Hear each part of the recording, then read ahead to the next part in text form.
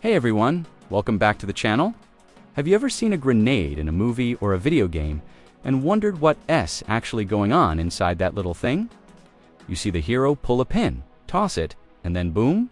But what happens in those few seconds between the pull and the explosion? What if I told you that this small, seemingly simple object is a masterpiece of engineering, packed with a chain reaction of science that's both brilliant and mind-blowing? Well, get ready, because today we are re-pulling the pin on the science of grenades and diving deep into how they really work. Stick around, because some of the facts we're about to uncover are genuinely surprising and will totally change the way you see these devices. So, let's get right into it. A grenade, at its core, is a portable, hand-thrown explosive device.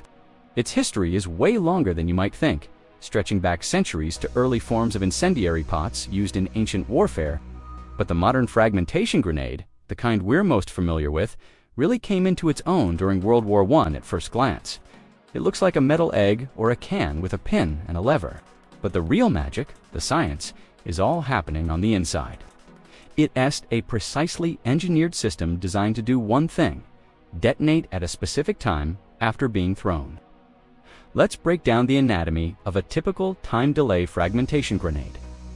You've got the outer body or shell, usually made of cast iron or steel. This isn't just a container, it's a key part of the weapon's effect, but we'll get to that in a bit. Then you have the filler, which is the main explosive material packed inside. Finally, there's the fuse mechanism, which is the brain of the whole operation. This is the intricate part that controls the countdown. It all starts with what's called the safety clip and the safety pin. The pin is the iconic ring you see people pull. It goes through the fuse body and also through the striker lever, often called the spoon. This spoon is held down against the body of the grenade by the soldier's hand. As long as you're holding that spoon down, even with the pin pulled, you're good. The grenade is still safe. The pin is just there to prevent the spoon from accidentally flying off. Now, here's where the action begins. The moment the grenade leaves the soldier's hand, the spoon is no longer held down. There's a spring-loaded striker inside that's been under tension this whole time, just itching to move. With the spoon gone, this striker is released and pivots, smacking into a small, sensitive component called a primer or percussion cap. Think of it like the primer on a bullet casing. It's a tiny amount of a shock-sensitive chemical. The sharp impact from the striker is enough to create a small spark or flash. This is where the clock starts ticking. That initial flash from the primer doesn't set off the main explosive. No, that would be way too fast and incredibly dangerous for the person throwing it. Instead, the flash ignites a chemical delay element. This is essentially a slow-burning fuse packed into a narrow tube. It's carefully formulated to burn at a very specific, predictable rate. For most modern grenades, this fuse is designed to burn for about 4 to 5 seconds.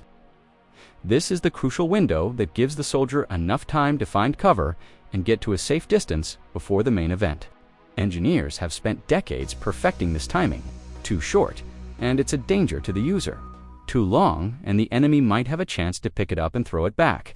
That's why the 4 to 5 second window has become the standard. It's the sweet spot between user safety and tactical effectiveness. It's a simple concept, but getting that chemical mixture just right so it burns consistently every single time in all kinds of weather conditions is a major scientific achievement. So, the delay fuse is burning its way down. At the end of this fuse is the detonator.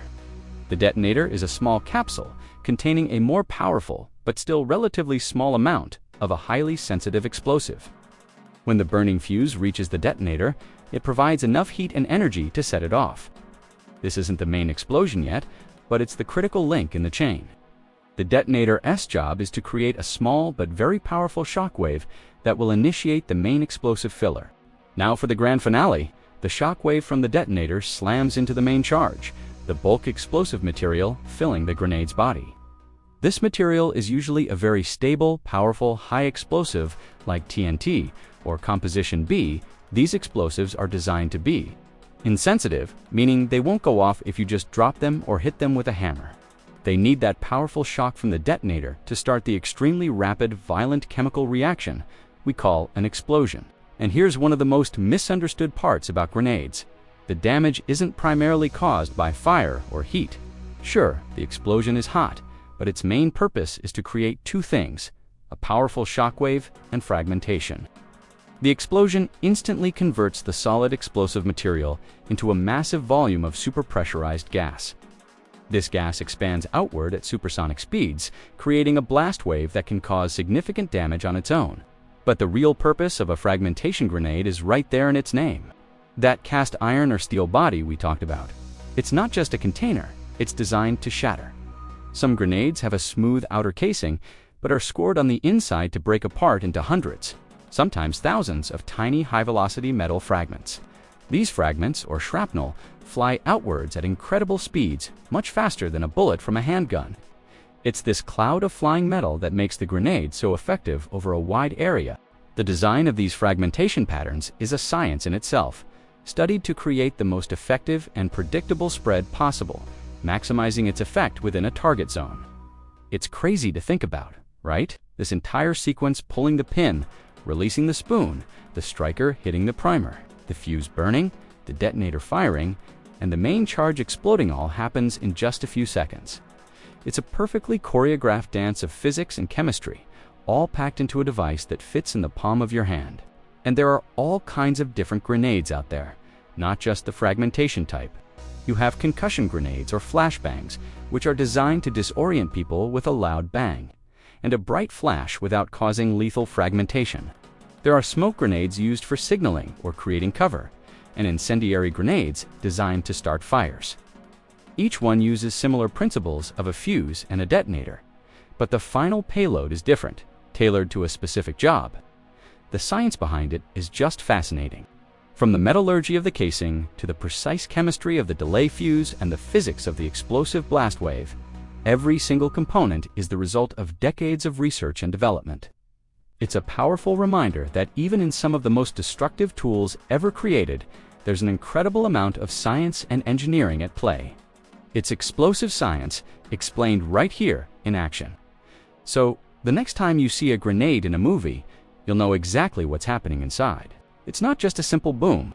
It's a controlled, timed, and engineered chain reaction, a testament to human ingenuity, for better or for worse. It's a complex piece of technology designed for a very specific and intense purpose. Thanks so much for hanging out and exploring this topic with me today. I hope you found it as interesting as I did. If you enjoyed this deep dive, do me a favor and hit that like button. And make sure you resubscribed with notifications turned on so you don't miss our next adventure into the world of science and discovery. Got any questions or ideas for another topic you want us to break down? Drop them in the comments below. I love reading your suggestions. Until next time, stay curious.